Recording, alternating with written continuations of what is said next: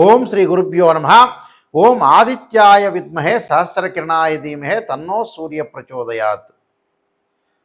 సింహ సంక్రమణ కాలం. సూర్య భగవానుడు సంవత్సరం తర్వాత తన సొంత రాశి అయిన సింహరాశిలో ప్రవేశంతో సింహ సంక్రమణం అనేది ప్రారంభమవుతుంది. ఆగస్టు 16వ తారీఖున నుండి సెప్టెంబర్ 16వ తారీఖు వరకు కూడా సూర్య భగవానుడు సింహరాశిలో ఉండటం వల్ల ద్వాదశ రాశుల వాళ్ళకి ఏ విధంగా ఫలితం ఉండబోతుంది. ఆగస్టు 16వ తారీఖు శుక్రవారం రాత్రి 7:44 నుండి మఖా నక్షత్రం ప్రథమ పాదంలో సూర్యభగవానుడు ప్రవేశంతో సింహ సంక్రమణం ప్రారంభమవుతుంది. మళ్ళీ తిరిగి సెప్టెంబర్ 16వ తారీఖు సోమవారం రాత్రి 7:42 ఉత్తరా నక్షత్ర రెండో పాద ప్రవేశంతో సింహ సంక్రమణం అనేది పూర్తి అవుతుంది. అంటే ఆగస్టు 16వ తారీఖు నుంచి సెప్టెంబర్ 16వ తారీఖు వరకు కూడా సూర్య భగవానుడు సింహరాశిలో సంచారం చేస్తుంటాడు. సహజంగా సూర్య భగవానుడు 3, 6, 10, 11 స్థానాలు సుఫలితాన్ని ఇస్తాడని శాస్త్రం చెప్పబడింది. అంటే షట్ 3 దశస్థో భాను అంటారు. అంటే 3, 6, 10, 11 స్థానాలు సుఫలితాన్ని ఇస్తాడు. సూర్యభగవానుడు రాజకీయము, కీర్తి, కోపము, ఆవేశము, ఆరోగ్యము, ఉద్యోగము, నేత్ర సంబంధమైన వ్యాధులు, పితృకారకుడు సూర్యభగవానుడు, శరీర సౌఖ్యము, శిరోవ్యాధులు, ఉష్ణము, మనోవిచారము, రాజభయము, అదృష్టము, అపజయాలన్నింటినీ కూడా కలగచేసేవాడే సూర్యుడు. అంటే మెడికల్ సంబంధించిన విషయాల్లో కానీ, ఆరోగ్య విషయంలో కానీ, ప్రమాదాలు కానీ ఇవన్నీ కూడా తెలియచేసేవాడు గ్రహము. గ్రహాలకు రారాజు సూర్యభగవానుడు. అంటే అదృష్టాన్ని తీసుకొచ్చే గ్రహం కూడా సూర్యభగవానుడే. అందువల్లే పాత రోజుల్లో మన అస్తాముద్రికం చూసేటప్పుడు సన్లైన్ ఉంది అని ఆలోచన చేస్తుంది. అంటే సూర్యరేఖ అదృష్టాన్ని ఇచ్చేవాడు ఎవరు అంటే సూర్యుడు. అంటే ఉద్యోగ భద్రత, నిరుద్యోగులకు ఉద్యోగాలు రావటం ఇవన్నీ కూడా మనకు సూర్యభగవానుడు వల్లనే అవుతుంది. ఈ సూర్యభగవానుడు అన్ని రాశులకు ఏ విధంగా ఉందో ఒక్కసారి మనం పరిశీలన చేద్దాం. కన్యారాశి వాళ్ళకి వ్యయంలో రవి యొక్క సంచారం వల్ల సంతోషంగా ఉంటారు. వీళ్ళు మంచి ఆదాయాన్ని, ఉద్యోగంలో పురోగాభివృద్ధి సాధించడం, ఆకస్మికంగా ధనలాభం, మొండి బాకీలు వసూలు కావటం, ఈ సమయంలో పిల్లలు కూడా చదువు పట్ల సానుకూలత ఉండటం, దాని తర్వాత సంతోషకరమైన ఫలితాలు, సంతానం ద్వారా శుభవార్తలు, వివాహాది శుభకార్యక్రమాల్లో పాల్గొనటమే కాదు, వివాహాది శుభకార్యక్రమాల్లో వీళ్ళు పాల్గొనటమే కాకుండా వేరే వాళ్ళని కూడా పాల్గొనేటట్టు చేయటం, ఆ వివాహ శుభకార్యక్రమం వాళ్ళ అమ్మాయికి కానీ అబ్బాయికి కానీ సంబంధాలు అక్కడక్కడే చూసుకునే అవకాశాలు, ఆ బంధువుల్లో ఎవరొకళ్ళు మిత్రులు ఉంటారు కదా, మా అమ్మాయిని ఇస్తాం, మా అబ్బాయిని ఇస్తాం అనేది మాట్లాడుకునే అవకాశాలు ఎక్కువగా ఉంటాయి. అంటే మంచి సంపన్నమైన కుటుంబము, మంచి పరోపకారము, మంచి వ్యక్తులు ఎవరైతే ఉంటారో అలాంటి అమ్మాయి కానీ అబ్బాయి కానీ ఆ ఇంటికి వస్తుంది. వివాహ ప్రయత్నాలు వీళ్ళకి సఫలీకృతమవుతాయి. ఉష్ణ సంబంధమైన వ్యాధుల విషయంలో స్థానచలనం జరగటము, తరచూ ప్రయాణాలు, ఆప్త బంధువులకి రోగాలు. అంటే ఎవరైతే మన బంధువులు ఉంటారో వాళ్ళకి ఏదో కొంత సీరియస్గా ఉండటం, ఆరోగ్యపరంగా ఇబ్బందులు, సమీప బంధువు కొంత నష్టం జరగటం, మీకు ఉష్ణం అనేది బాగా శరీరంలో పెరగటం, ఉష్ణ సంబంధమైన వ్యాధులు వస్తాయి. ఉష్ణ సంబంధమైన వ్యాధులు రాకుండా వీళ్ళు చక్కగా మనం మజ్జిగ వాడటం, ఆయుర్వేదం చెప్తుంది మనం మజ్జిగ వాడాలి. అలానే ఏదైతే మనకు అనారోగ్యపరంగా ఇబ్బందులు ఉంటాయో ఆరోగ్యం పట్ల శ్రద్ధ పెట్టండి. మానసికంగా ఆందోళనకు గురి కావద్దండి. జీవితంలో డబ్బు అనేది అవసరం, డబ్బు సంపాదించాలి, ధనం మూలం మితం జరుగుతున్నారు. కానీ డబ్బు సంపాదించడానికి పోరాటం అవసరమే. కానీ కొన్ని రోజులు గ్యాప్ ఇవ్వాలి. 1 రోజు 2 రోజులు కొంత రెస్ట్ తీసుకోవాలి మీరు. అలానే పిల్లల చదువు పట్ల కూడా కొంత శ్రద్ధ చూపించండి. పిల్లల గురించి బాగుంటుంది. ఈ రాశి వాళ్ళకి సంతానం ద్వారా శుభవార్తలు కలిగే అవకాశం ఉంటుంది.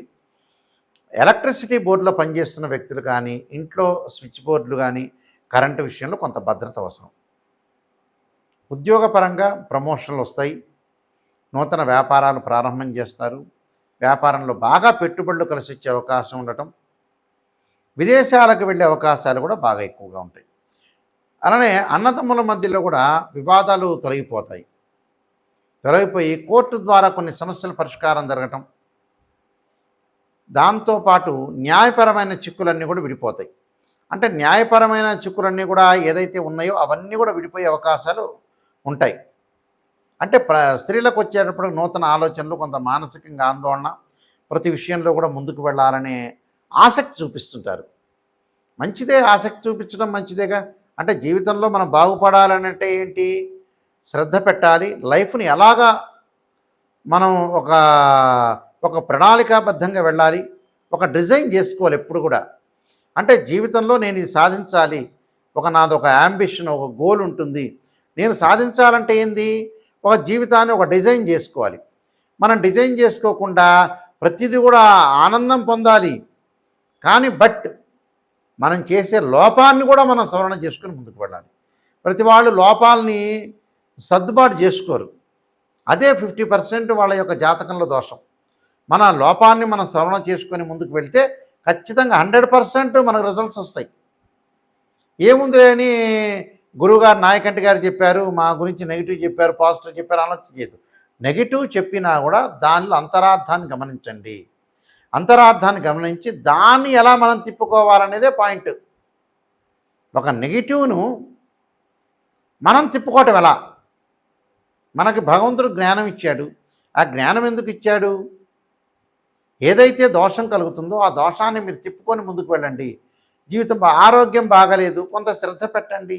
ఏమేమి బాడీలో ఏదైతే బాగలేదో, ఇక్కడ ఏదైతే మనం శరీరంలో ఒక బాడీలో ఏదైతే ఆర్గాన్స్ ఉంటాయో ఆ ఆర్గాన్స్ అనేవి కరెక్ట్గా లేవో, ఆ ఆర్గాన్స్ సంబంధించిన మెడిసిన్స్ ఉంటాయి. బీపీ ఉంటుంది, షుగర్ ఉంటుంది, ఆస్తమా ఉంటుంది, కిడ్నీ సంబంధించిన డిసీజెస్ ఉంటాయి. వాటిని ఎలాగ మనం ఓవర్కమ్ చేయాలనేదే థింక్ చేయండి మీరు. అప్పుడు మనం బాగుపడినట్టు. ఉద్యోగపరంగా కానీ, ఆరోగ్యపరంగా కానీ, పిల్లల పరంగా కానీ, ఏదైనా సరే నెగిటివ్లోంచి పాజిటివ్ రావాలని ఎప్పుడు నేను పదే రిపీట్గా చెప్తున్నాను. ఈ విషయాన్ని గమనించండి. నేను చెప్పిన పరిహారాలు చేసుకోండి, మీకు మంచి జరుగుతుంది. ఈ రాశివారు ముఖ్యంగా ప్రధానంగా మనకి ఈ నెలలో 4 ఆదివారాలు వస్తాయి. సూర్యభగవానుడి యొక్క అనుగ్రహాన్ని మనం పొందాలంటే శ్రీ ఆదిత్య స్తోత్ర పారాయణం చేయాలి. అంటే ఆదిత్య హృదయ స్తోత్ర పారాయణం చేయటం చాలా మంచిది. ఇది మొదటి ఆదివారం రోజు చేయాలి. సూర్యుడు ఉదయించిన తర్వాతే చేయాలి. చాలామంది కూడా ప్రాతకాలం చేస్తూ ఉంటారు. అంటే బ్రాహ్మీ ముహూర్తంలో కానీ సాయంకాలం వేళ కానీ చేస్తుంటారు. అలా చేయకూడదు. ఆదిత్య హృదయ స్తోత్ర పారాయణాన్ని ఎప్పుడు కూడా సూర్యుడు ఉదయించిన తర్వాత, సూర్యుడు అప్పుడు లేలేత కిరణాలతో ఉంటాడు కాబట్టి సూర్యుడికి అర్ఘ్యం విడవటం కానీ, అలానే ఆదిత్య స్తోత్ర పారాయణం చేయటం చాలా మంచిది. ఈ రాశి వాళ్ళు మొట్టమొదటి వారంలో ఆదివారం రోజున ఈ స్తోత్ర పారాయణం చేయాలి. రెండో ఆదివారం చక్కగా ఏం చేయాలి అని అంటే సూర్య గాయత్రి మంత్రాన్ని చదువుకోవాలి. ఆదిత్యాయ విద్మే సహస్రకిరణాయ ధీమే తన్నో సూర్య ప్రచోదయాత్ అనే మంత్రాన్ని, ఒకవేళ అది కుదరలేదనుకోండి, ఆదిత్యాయ విద్మే సహస్రమూర్తాయ ధీమే తన్నో సూర్య ప్రచోదయాత్ అనే మంత్రాన్ని, అంటే ఈ 2 మంత్రాలను చదువుకోవాలి. ఓం ప్రభాకరాయ విద్మే దివాకరాయ ధీమే తన్నో సూర్య ప్రచోదయాత్ అనే మంత్రాన్ని కానీ, ఓం దివాకరాయ విద్మే ప్రభాకరాయ ధీమే తన్నో సూర్య ప్రచోదయాత్ అనే మంత్రాన్ని చక్కగా చదువుకోవచ్చు. అంటే ఈ 4 మంత్రాల్లో 4 మంత్రాలు చదవచ్చు. లేకపోతే 4 మంత్రాలు ఒక మంత్రం అన్నా ఒక 21 టైమ్స్ కానీ, 27 కానీ, 54 కానీ, 108 కానీ చదువుకోవాలి. ఇది రెండో ఆదివారం సూర్యగాయత్రి మంత్రాన్ని చదువుకోవాలి. అంటే ప్రతిరోజు కూడా అర్ఘ్యం అయితే విడవాలి, ప్రతి ఆదివారం రోజున కూడా. మూడో ఆదివారం వచ్చేటప్పటికల్లా మనకి గోధుమ పిండి ఏదైతే బెల్లాన్ని కలిపి ప్రమిదలుగా తయారు చేయాలి. అంటే గోధుమ పిండి అయినా తయారు చేసుకోవచ్చు, లేదా గోధుమ పిండిలో బెల్లాన్ని కలిపి చక్కగా 2 ప్రమిదలు చేసి దానిలో ఆవు నెయ్యి వేసి ఒత్తులు వేసి దీపారాధన చేయాలి. దీపారాధన చేసి ఎక్కడ చేయాలి? గుళ్ళో అయినా దీపారాధన చేసుకోవచ్చు. అలా తయారు చేసి మన ఇంట్లో అయినా సరే సూర్యుడు ఉదయించిన తర్వాత అలా దీపారాధన చేయటం చాలా మంచిది. అంటే ఆవు నెయ్యితోనే దీపారాధన చేయాలి. చాలామంది కూడా మిగతా ఆయిల్స్ వాడుతున్నారు, కానీ ఆవు నెయ్యి కంటే కూడా శ్రేష్టమైనది ఎప్పుడూ కాదు నిజం చెప్పాలంటే. పురాతన కాలంలో సాంప్రదాయం అంతా కూడా నిజం చెప్పాలంటే, ఇప్పుడు రకరకాల నూనెలు వచ్చినాయి కానీ ఆవు నెయ్యికున్న ప్రాధాన్యత, దాని యొక్క శ్రేష్టం అనేది ఏది ఉండదు. కాబట్టి ఆవు నెయ్యితో దీపారాధన చేయండి.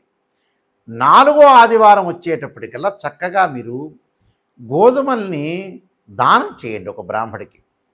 ఒకవేళ అది కుదరలేదనుకోండి, గోధుమలు నానబెట్టి ఆవుకు పెట్టండి. ఇది మీరు చేయాల్సింది విషయం. ఇంకా విశేషంగా మీరు చేయదలుచుకున్నారనుకోండి, గోధుమ రవ్వతోటి ఏదన్నా సరే ప్రసాదం చేసి ఒక దేవాలయంలో ప్రధాన అర్చకులకు ఇవ్వండి. ఇస్తే వారు ఏం చేస్తారంటే చక్కగా అందరికీ కూడా గోధుమ రవ్వతో నైవేద్యాన్ని భక్తులందరికీ కూడా పంచే అవకాశాలు ఎక్కువగా ఉంటాయి. కాబట్టి వాళ్ళందరూ కూడా పంచుతారు. కాబట్టి తప్పకుండా మీరు గోధుమ రవ్వతో శుచిగా శుభ్రంగా ఇంటిలో శుభ్రంగా స్నానం చేసి ప్రసాదాన్ని దానిలో జీడిపప్పు అలానే ద్రాక్ష అంటే కొంత సువాసనలు వెదజల్లేటట్టుగా చేసుకొని చక్కగా ప్రసాదాన్ని చేసుకొని చక్కగా ఒక ఇత్తడి గిన్నెలో చేసుకొని చక్కగా స్టీల్ గిన్నె కాకుండా చేసుకున్న తర్వాత అది దేవాలయంలోకి వెళ్ళి ఇవ్వండి. ప్రధాన అర్చకులు గారు ఉంటారు కదా, వారికి ఇచ్చేస్తే వారు నైవేద్యం పెడతారు. అది వెంకటేశ్వర స్వామి దేవాలయంలో అయినా, శివాలయంలో అయినా, ఆంజనేయ స్వామి దేవాలయం ఎక్కడైనా సరే, అమ్మవారి టెంపుల్లో అయినా సరే, గణపతి దేవాలయంలో అయినా సరే, ఇలా పెట్టిన తర్వాత వాళ్ళు ఏదైతే ధూపదీప నైవేద్యాలు చేసేటప్పుడు చక్కగా ప్రసాదం పెట్టిన తర్వాత అక్కడ ఆయన హారతి ఇచ్చిన తర్వాత ఆ ప్రసాదాన్ని అందరికి కూడా వితరణ చేస్తుంటారు, అందరికి కూడా పంచిపెడుతుంటారు. దానివల్ల కూడా మనకి ఏదైతే కష్ట నష్టాలు కానీ, ఆరోగ్యపరంగా కానీ, ఉద్యోగ భద్రత కానీ, ఉద్యోగం కానీ, అపజయాలు కానీ, నిరుద్యోగులు కరెక్ట్గా ఆశించినంత ఉద్యోగాలు రాకపోవటం, శత్రువుల వల్ల భయము, సమస్త దోషాలు సర్వకార్య సిద్ధి జరగాలంటే, ఇష్టకామ్య సిద్ధి అంతా కూడా జరగాలంటే సూర్యభగవానుడు యొక్క అనుగ్రహం అనేది ఉండాలి. కాబట్టి ఇవన్నీ కూడా నేను చెప్పిన పరిహారం అనేది చేయండి. సూర్యుడు యొక్క అనుకూలత అనేది బాగా ఉంటుంది. మీరు అపజయం లేకుండా జీవితంలో భగవంతుడి యొక్క అంటే సూర్యనారాయణ స్వామి యొక్క అనుగ్రహం అనేది ప్రసాదం అంటే ఏదైతే మనకి వారి యొక్క అనుగ్రహం సాధించాలంటే ఏమిటి, కొన్ని పరిహారాలు చేసుకోవాలి. ఆ పరిహారం చేసుకోవటం వల్ల మనకి మంచి జరిగే అవకాశం ఖచ్చితంగా ఉంటుంది.